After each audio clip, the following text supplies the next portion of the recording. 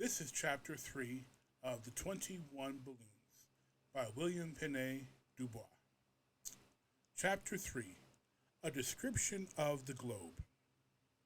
The presidential train answered the cheer of welcome given it by the people of San Francisco with a long, piercing toot.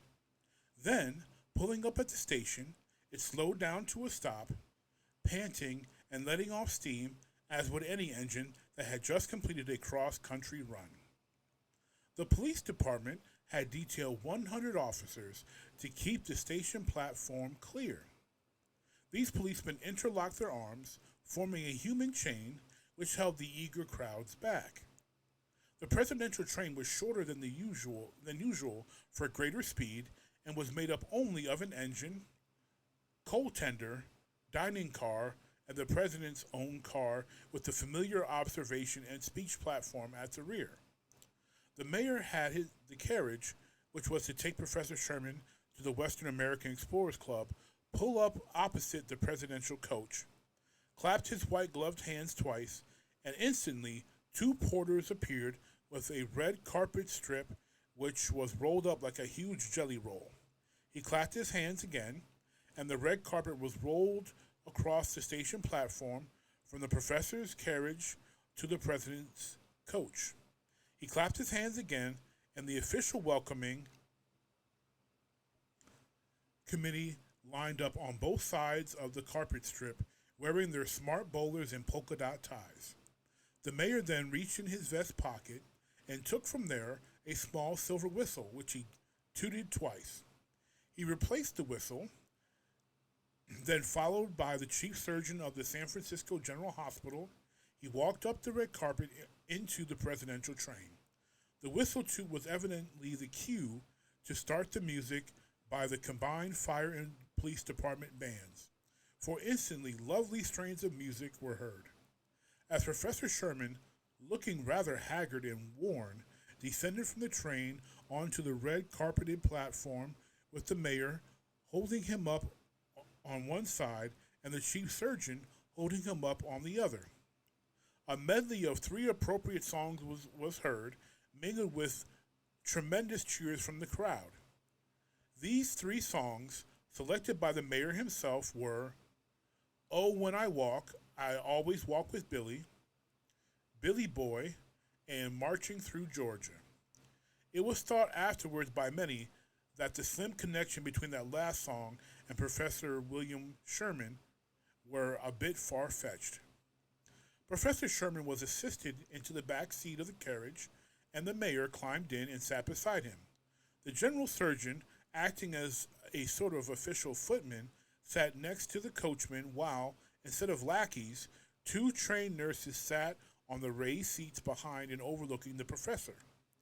The carriage proceeded up the triumphant avenue from the station to the Explorers Club through thunderous cheers and showers of confetti. Just as the carriage pulled up in front of the club, a sweet-looking, well-scrubbed little girl in a crisp white starched dress, an orphan from St. Catherine's Waif Home, rushed up to the professor, curtsied politely, and presented him with a little bouquet of toy balloons. The professor accepted the bouquet, thanked the little girl, and as the crowd sighed his approval, kissed her on both cheeks. He was then helped out of the carriage, helped up the stairs into the club, up the aisle which parted the packed auditorium in the middle, onto the speaker's platform, where a freshly made bed awaited him. The professor sat on the bed as the chief surgeon removed his shoes. He then swung his feet around up on the bed as the chief surgeon covered his lap with a comforter. Then facing the audience, propped up in bed by one bolster and four huge pillows, Professor William Waterman Sherman was ready to tell his story. "Ladies and gentlemen, I have the honor to present Professor Sherman," announced the mayor. "Mr. Mayor, fellow explorers, ladies and gentlemen," said Professor Sherman. A hush fell over the audience. There was a small creaking sound of people getting themselves comfortably set, and then silence. "I am happy to be home again." At this, the audience rocked the building with cheers. The hubbub lasted 4 minutes before the crowd settled down again. I haven't been away very long, but I have certainly missed. The audience, reminded by this remark that the professor had just clipped 40 days off the speed record for a trip around the world, broke out in tumultuous applause. This time it lasted 5 full minutes. The professor looked helplessly at the mayor, who immediately sensed how he felt. He faced the audience, silenced it, and said, "Ladies and gentlemen, Professor Sherman has had a long and we feel sure interesting story to tell. He hasn't had a chance to say 20 words yet, and you have already interrupted him with 10 minutes of applause. The professor isn't running for president. He is recounting a scientific adventure to a scientific club. Kindly refrain from applauding hereafter until the professor has concluded his story, thereby respecting the professor's story and his ill health. Thank you." The crowd responded to this by being absolutely quiet. Professor Sherman turned to the mayor, thanked him with a nod, and started again. It is funny that my trip has ended by being such a fast trip around the world. I find myself referred to now as one of the speediest travelers of all time. Speed wasn't at all what I had in mind when I started out. On the contrary, if all had gone the way I had hoped, I would still be happily floating around in my balloon, drifting anywhere the wind cared to carry me, east, west, north, south. It just happened by some strange fate that the wind blew me 3/4 around the world at a tremendous speed, and my only moments of rest were once when I crashed in the Pacific, and again after crash in the Atlantic. The other reason why I took this trip was that I wanted to be alone, detached from the earth, in a balloon. But this didn't work out either. My trip wasn't half over when I found myself in a balloon contraption with 80 other people, men, women, and children. For years, I had cherished the idea of this trip. As you know, I was a teacher of arithmetic for 40 years. 40 years of being surrounded by a classroom of healthy, prankish students. 40 years of spitballs. 40 years of glue on my seat. Sal hepatica in my inkwell, and other devilish tricks. Long about the 36th year, I started yearning to be alone. I amused myself with thinking of many ways of doing this. Trips in small boats, polar expeditions. I joined this explorers club. For after all, it seemed to me that the ambition of explorers was to go where no one had gone before. One day I started thinking of a balloon in which I could float around out of everybody's reach. This was the main idea behind my trip, to be where no one would bother me for perhaps 1 full year, away from all such boring things in the lives of teachers as daily schedules, having to be in different classrooms at exact times week after week. I planned and worked on designs for my balloon in my spare time, using the experiments of other balloonists as a guide. I wanted a big balloon, one which could keep me in the air for a year, or at least many months. Big balloons are a problem. Unless they are designed with great care, they are ripped to shreds by the wind while being inflated. Once a balloon is in the air, it offers little resistance to the wind and isn't bothered by it. But while it is tied down on the ground and being filled up with hydrogen, it is at the wind's mercy. I followed the plans of the great French balloonist Giffard, whose captive balloon, the Clou, is the biggest balloon ever built. His balloon was constructed of 7 alternating thicknesses of rubber and silk. I planned my balloon, which I christened the Globe, with 4 alternating thicknesses of rubber and silk. My balloon was 6,000 cubic yards in size, which is just about 10 times the size of a standard balloon. The Globe was one of the biggest free balloons ever built. I wanted a big balloon for 2 reasons. First of all, as I have already said, to keep me in the air for a long time. My second reason was I wanted a big basket to live in, and it would take a huge balloon to lift the basket I had in mind. As you know, the standard balloon basket is just a little compartment about big enough for two men to stand in, or one man to sit down in, and altogether impossible to sleep in. There is little room for provisions, and it would be impossible to live in a standard balloon basket for any length of time. This goes without saying. I looked to the work of another French balloonist named Nadar. Nadar had built himself a big balloon, which he christened Giant, and attached to this a real little basket house. It had a door, windows, a staircase which led up to its little roof. The roof of the house was bordered by a woven balustrade, furnished with wicker furniture, and was an ideal observation platform. The inside of the house was appropriately and comfortably furnished.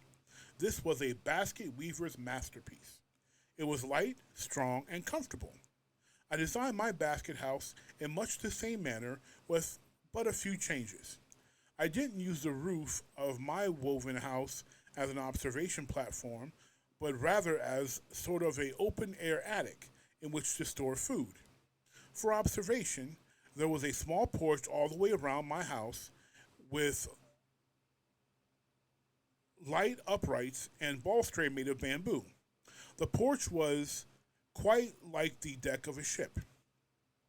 Nadar's balloon wasn't built as mine was, with the idea of taking very long trips or staying in the air many months. He therefore didn't have to worry much about ballast. The way you take an ordinary trip in a balloon is quite simple. The balloon is tied down with several ropes while it is being filled with gas. When it is full, you give the command to cut the ropes and you fly off. The balloon will instantly leap into the air and carry you as high up in the sky, the weight depending on the amount of gas in the balloon and the amount of weight you are carrying. When you want to come down, you pull a rope which lets some of the gas out of the bag. If you want to climb higher, you must throw something overboard which will make the balloon lighter. Nadar carried bags of sand which he threw overboard when he wanted to gain altitude. Sand is the usual ballast used by all balloonists.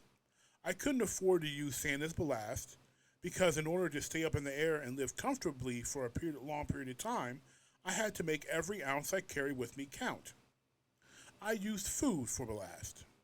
Every time I threw a pail of garbage overboard, I would go a little higher. Thus, for every unnecessary sandbag, I could carry extra food to make my trip last longer. My balloon house was furnished with the lightest of everything. The usual mattress is too heavy, and it is only used at night anyway. I designed a mattress made of the same material as my balloon and filled with gas. With a sheet over it, it stayed on the floor and was most soft and comfortable. When I pulled the sheet off, it floated up to the ceiling and was thus stored out of the way in the daytime. I had chairs and a table made of balsa wood and bamboo. I had a library of paper-bound books printed in small type. My foods and liquids were chosen with the idea of saving weight.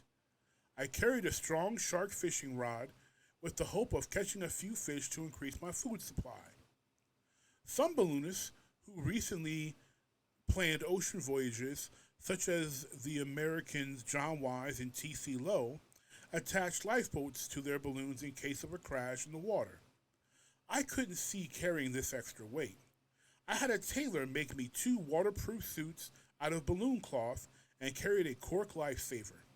If I crashed, I figured that this type of suit would keep me dry and the lifesaver would keep me above water. These suits were wonderful. They were light and being both waterproof and airtight were extremely warm. I planned to wear one and wash the other by attaching it to my shark fishing rod and dunking it in the ocean. All of my laundry was done in this manner. The rest of my clothes were simply the lighter variety of everyday men's wear. The Higgins Balloon Factory took a year to build my balloon, and I must say they did a fine job of it. It was finished August 10th of this year. I had one excellent trial flight in my balloon, which I thought was enough. It was a short flight, and everything worked perfectly.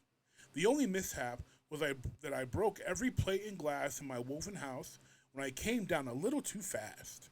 I corrected this by having silver plates made to replace dishes and still use a silver cup instead of glasses. The plates and cup had small handles on them so that I could tie them onto my fishing rod and wash them by dunking them in the ocean. I spent 2 days in outfitting my balloon with the proper provisions. I carried a small still for making fresh water out of salt water and a medium-sized keg of quinine tonic. I was soon all set for my trip. Higgins notified the press that I had intentions of taking a long trip in a giant balloon, which might easily end up in my being the first to fly across the Pacific Ocean. The newspapers carried the story, giving it about half a column on the fourth page. The public wasn't at all interested in my trip then. I think it was because Higgins told the newspapermen that my balloon wasn't quite as big as Nadar's. The public had heard of Nadar's giant balloon and, I'm sure, would have been curious to see it. But mine, which was just a shade smaller, was looked upon as just a runner-up. As I sailed away August 15th at 2 o'clock in the afternoon, I was amused to see that only 4 of my closest friends were on hand to see me off. I told them that I would be up for a year. Well, that's the way I had planned it then. I waved goodbye and gave the command to let her go. And that was chapter 3.